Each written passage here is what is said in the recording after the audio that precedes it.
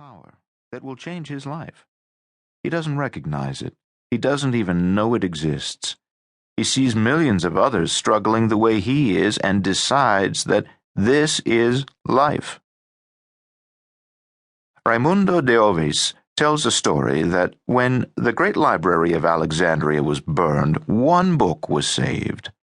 But it was not a valuable book, and so a poor man who could read a little bought it for a few coppers. It was not very interesting, yet there was a most interesting thing in it. It was a thin strip of vellum on which was written the secret of the touchstone. The touchstone was a small pebble that could turn any common metal into pure gold. The writing explained that it was on the shores of the Black Sea, lying among thousands and thousands of other pebbles which looked exactly like it. But the secret was this: the real stone would feel warm, while ordinary pebbles are cold.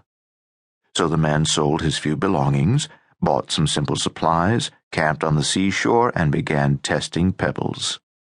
This was his plan. He knew that if he picked up ordinary pebbles and threw them down again because they were cold, he might pick up the same pebble hundreds of times. So when he felt one that was cold, he threw it into the sea. He spent a whole day doing this, and there were none of them the touchstone. Then he spent a week, a month, a year, 3 years, but he did not find the touchstone. Yet he went on and on this way. Pick up a pebble, it's cold, throw it into the sea, and so on and on. But one morning he picked up a pebble, and it was warm. He threw it into the sea. He had formed the habit of throwing them into the sea. He had gotten so into the habit of throwing them into the sea that when the one he wanted came along, he still threw it away. Oh, how many times have we contacted this great power and did not recognize it? How many times have we had this great power right in our hands and we threw it away because we did not recognize it? How often have we seen it before our very eyes? How many times have we seen this great power demonstrated right before us? Yet we did not see it with all its possibilities, with all its wonder-working effects. That is the reason we have devoted this entire treatise to this great power, the greatest power that man possesses. Conwell, in his book Acres of Diamonds, tells about a farmer who was a very happy farmer. His farm was all paid off. He had a very lovely family. Each year he managed to save some money from his plantings. He wasn't short of anything to make his life worthwhile and happy.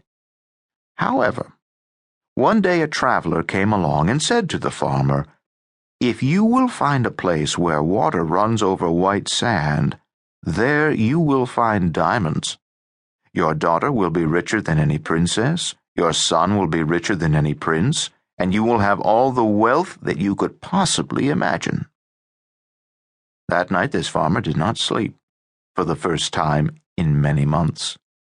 He rolled and tossed and turned.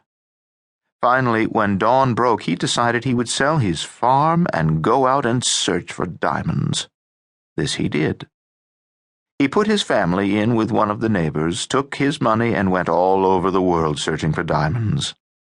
Finally, when he came down to his last few cents, thoroughly disgusted with himself and what he had done, he committed suicide. In the meantime, the traveler returned to the farm. He walked into the house, looked up on the mantelpiece, and exclaimed, "Did the original owner of the farm return?" The new owner said no, he did not. The traveler said, "He must have. Why, those stones up there on the mantelpiece are diamonds." "Oh, no," exclaimed the new owner of the farm. "That's impossible. I found those stones out in the backyard." The traveler again assured the new owner, "Yes, those are diamonds."